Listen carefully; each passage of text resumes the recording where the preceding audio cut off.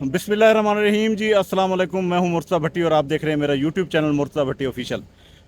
जैसा कि आप दोस्तों को पता है कि मेरे पीछे एक घास का जो है वो प्रेस किए हुए जो है वो पड़े हैं। और ये घास जो है ये रोड ग्रास है। ये वो घास है जो ज़्यादातर जो है एक्सपोर्ट हो रहा है आजकल। एक्सपोर्ट किस लिए हो रहा है कि दुबई के अंदर जा रहा है, दीगर ममालिक के अंदर जा रहा है, क्योंकि ये ज़्यादातर इसको जो हमारे कैमल्स हैं उसके लिए और हमारे हॉर्स जो हैं उसमें ये ज़्यादातर इस्तेमाल होता है। तो आज का ये जो प्रोग्राम है हमारा इसी हवाले से होगा कि ये जो रोड ग्रास है इसको किस तरह काश्त किया जाता है और इसकी किस तरह ये यहाँ पर ये प्रेसिंग करके यहाँ पर रखा हुआ है और ये जिन दोस्तों को चाहिए होता है उनको यहाँ से प्रोवाइड किया जाता है। तो इस हवाले से मैं इंटरव्यू भी करूँगा। यहाँ पर इसके ऑनर मौजूद हैं और उसके बाद आपको ये बताऊँगा भी कि इसका क्या रेट है और किस रेट से ये जा रहा है। जो भी एक्सपोर्टर हजरात हैं वो इस वीडियो के साथ बने रहें। तो मैं आगे बढ़ता हूँ। आगे बढ़ने से पहले मेरी ये रिक्वेस्ट है कि आप मेरे चैनल को सब्सक्राइब करें, बेल आइकन के बटन को दबाएं ताकि मेरे आने वाली तमाम वीडियोज़ आप तक आ सकें। तो आगे बढ़ता हूँ और आपको ये दिखाता हूँ कि ये किस तरह इसकी तैयारी है, किस तरह काश्त होता है और ये सारी तफसील और इंटरव्यू के किस रेट पर ये जा रहा है, ये सारी अभी बातें आपके साथ शेयर करता हूँ। वो किसान भाई जो ज़्यादा तादाद में ये रोड ग्रास काश्त करते हैं और एक्सपोर्ट करना चाहते हैं तो वो भी ये वीडियो गौर से देखें। ये देखें, ये प्रेस किया हुआ है ये सारा और ये घास एक्सपोर्ट किया जाता है। और ये इस वक्त जो पीछे पड़ा है ये काफ़ी सारा है, तकरीबन कोई 10-12 कंटेनर का ये माल इस वक्त मौजूद है। इस तरफ भी है, इस तरफ भी है। मज़दूर लगे हुए हैं वो जो इसकी सफाइयाँ कर रहे हैं उनके हाथ के अंदर। ये देखें, ये इतना आसान नहीं है, एक मेहनत तलब काम है, लेकिन ये आप देखें कि किस तरह ये इसकी सफाई करके ये साइडों से प्रेसिंग के बाद इसको साफ़ करते हैं। ये देखें, तो ये भाई इसको साफ़ कर रहे हैं। ये इसका तरीक़ेकार है। अंदर से ये घास को मैं अगर करीब से आपको दिखाऊं तो ये रोड ग्रास जो है ये वो घास है और ये माशाल्लाह ये देखें, ये जनाब अंदर से सब्ज़ और बाहर से खुश घास है। और ये इस तरह ये इसकी सफाई के लिए इन्होंने ये औजार दिखाएं ज़रा। ये होता है जो साइडों से जो निकल जाता है तो उसको ये एक दस्ती किस्म का ये इन्होंने बनाया हुआ है, ब्रश टाइप, जिसमें इन्होंने स्टील के लगाए हुए हैं। तकरीबन कोई 9 इन्होंने लगाए हुए हैं। और इससे ये भाई देखें, ये उसके साथ जो है ये साइड वाला ये जो नीचे आपको गिरा हुआ मिल रहा है, ये ताकि इसकी जो सफाई सुथराई है वो भी सही हो जाए।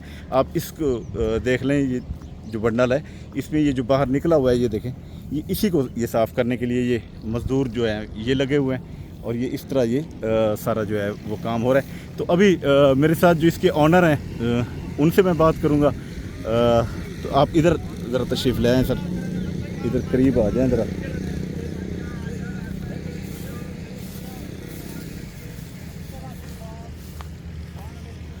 बस बस बस सर। हैं नहीं, बस ठीक है जी सर।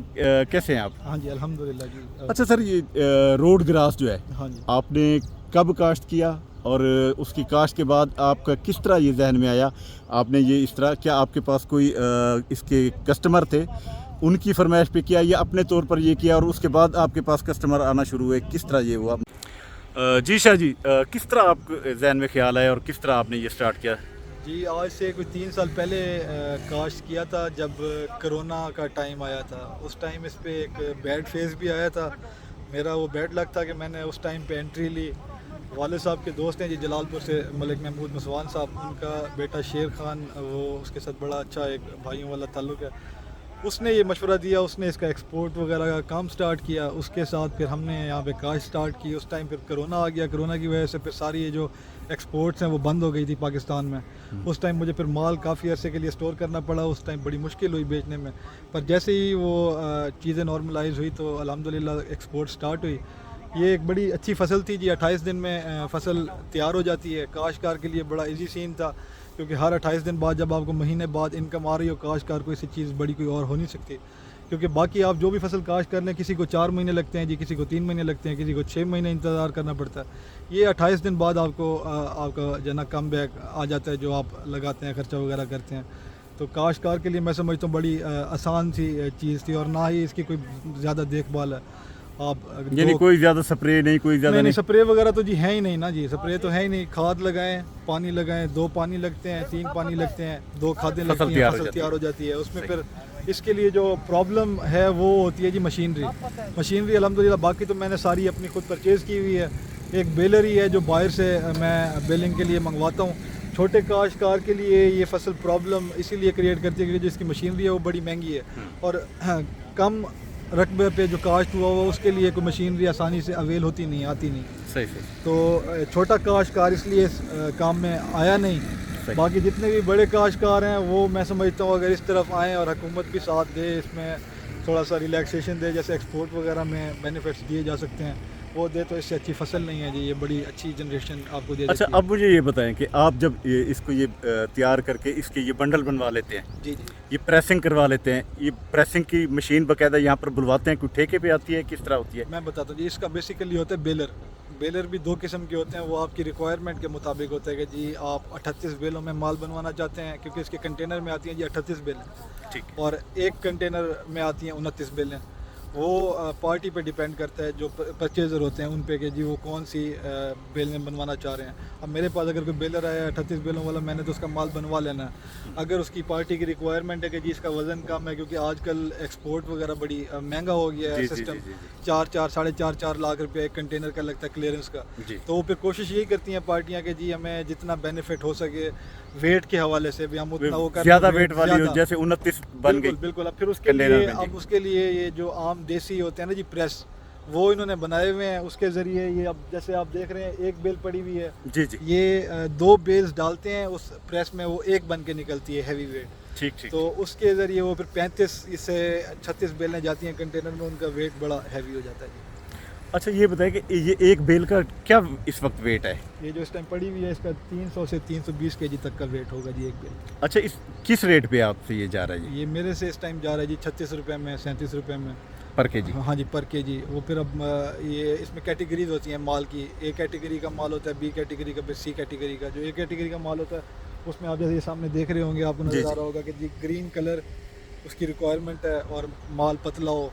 अब फिर उसके बाद अगर बारिश वगैरह लग जाए तो उससे फिर बेल्स काली हो जाती हैं, उसमें वो फिर बी कैटेगरी में आ जाता है। फिर आप बाल पड़ा वो फिर अंदर से ब्लैक होना शुरू हो जाता है, वो फिर सी कैटेगरी में चला जाता है। तो फिर हर कैटेगरी का मुख्तलिफ रेट है। जो इस टाइम ए कैटेगरी का रेट है वो 36 रुपये से लेकर 37 रुपये तक, 40 रुपये तक चल रहा है। हाँ जी।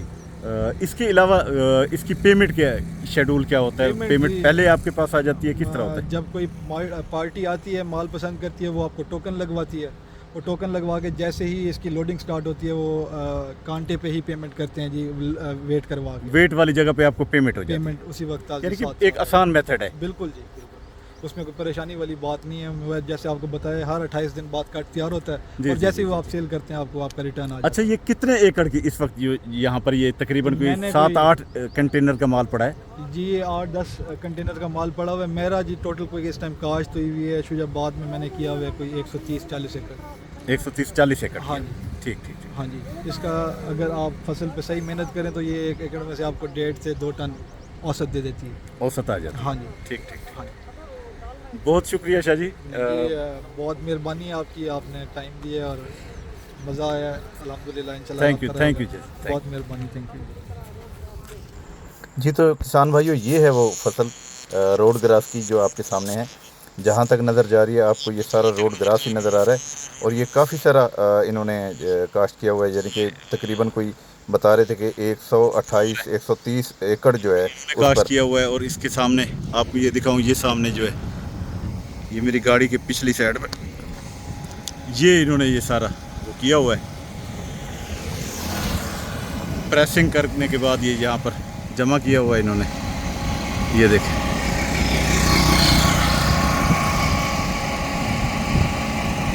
जी तो किसान भाइयों, यहाँ पर आप देखें कि ट्रैक्टर की मदद से ये एक जगह से दूसरी जगह, शायद ये कैटेगरी वाइज इसको सेट कर रहे हैं, या फिर इसको कोई हवा लगाने के पर्पज़ से एक जगह से दूसरी जगह ये शिफ्ट कर रहे हैं। तो ये देखें, ये ट्रैक्टर जो है ये इसको वहाँ से उठा रहा है और दूसरी जगह पर इसको शिफ्ट कर रहा है। तो जो एक सारा इकट्ठा बंडल पड़ा था वहाँ से उठा के ये अलग अलग कर रहे हैं, ताकि इसकी शायद सफाई भी हो सके, और सफाई के साथ साथ इसकी कैटेगरी में भी थोड़ी सी तब्दीली आ जाए। کہ ایک کیٹیگری الگ کی جائے، بی کیٹیگری الگ، تو اس طرح شاید یہ کر رہے ہیں. تو یہ ٹریکٹر کی مدد سے ایک جگہ سے دوسری جگہ ٹرانسفر کر رہے ہیں اس کو. تو یہ اس کا میں نے اس لیے دکھایا کہ اس طرح بھی کرنا ضروری ہوتا ہے.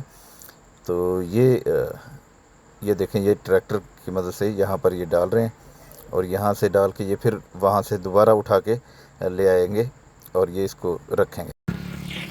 جی تو دوستو، جیسا کہ میں نے آپ کو دکھایا کہ روڈ گراس جو گھاس ہے یہ آج کل بہت زیادہ پاکستان سے ایکسپورٹ ہو رہا ہے، اور یہ ایکسپورٹ کوالٹی کا ہی ہے. یہ زیادہ تر دبئی میں اور دیگر جو ممالک ہے وہاں پر یہ جا رہا ہے، اور وہاں سے جانے کے بعد وہاں پر جو ہارسز جن ممالک میں ہیں وہاں پر اس کی خوراک بنتا ہے، اور کیملز جو ہیں ان کی خوراک بنتا ہے. وہاں پر یہ بہت اچھے ریٹوں پہ جا رہا ہے، اور جو لوگ ان کے گروور ہیں ان کو ایک اچھی ارننگ فراہم کر رہا ہے. تو آج کا یہ جو میرا پروگرام تھا، آپ نے انٹرویو بھی سنا شاہ صاحب کا جو اس کے آنر تھے، تو انہوں نے بھی وہ بتایا کہ اس سے ایک زیادہ اچھی فصل کوئی نہیں ہو سکتی. 28 دن کے اندر یہ تیار ہو جاتی ہے. تو یہ سارا یہ پروگرام تھا. جو کسان بھائی اس کو کاشت کر کے اس کو ایکسپورٹ کر کے اچھی ارننگ کمانا چاہتے ہیں تو وہ اس سے کر سکتے. اس حوالے سے آپ کوئی بھی سوال کرنا چاہتے ہیں یا کچھ بھی پوچھنا چاہتے ہیں تو وہ کال کر کے یا کمنٹ کر کے آپ پوچھ سکتے ہیں. اسی دعا کے ساتھ آپ کے ساتھ اجازت چاہوں گا کہ اللہ تعالی ہمیشہ آپ کو خوش رکھے، اللہ تعالی آپ کے مال جان اور رزق میں اضافہ فرمائے. تو اب مجھے دیں اجازت، لیکن جانے سے پہلے میری ریکویسٹ ہے کہ آپ میرے چینل کو سبسکرائب کریں، بیل آئیکن کے بٹن کو دبائیں تاکہ میرے آنے والی تمام ویڈیوز آپ تک آ سکے. اجازت دیں، اللہ حافظ، اللہ نگہبان.